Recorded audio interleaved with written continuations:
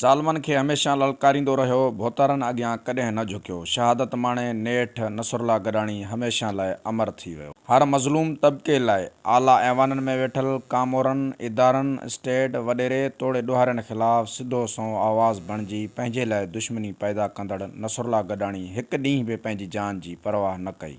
हर वक़्तु माफ़िया सां अटकियल रहियो।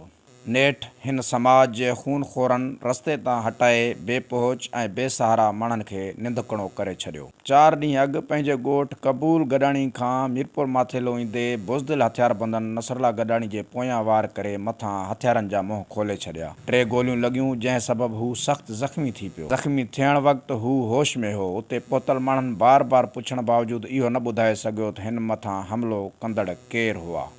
इलाज लाइ मीरपुर माथेलो इस्पताल मुंतक़िल कयो वियो, जिते सहूलतूं न हुजण करे रहीमयार ख़ान रेफर कयो वियो, जिते ऑपरेशन करे गोलियूं त कढियूं हुयूं, पर गोलियूं लॻण करे फेफड़ा ऐं जिगर मुतासिर थियो।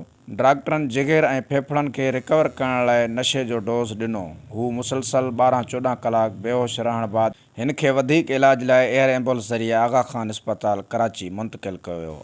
अॼु राति नसरुल्ला गॾाणी ज़ख़्मनि जा ताब नसांदे हमेशह लाइ आरामी थी असां खां मोकिलाए वियो। इंसान खे हिकु न हिकु ॾींहुं ही फ़ानी जहान लाज़मी छॾिणो आहे, पर अहिड़ी मौत मरी हमेशह लाइ ज़िंदा रहणु कंहिं कंहिंखे नसीब थींदो आहे।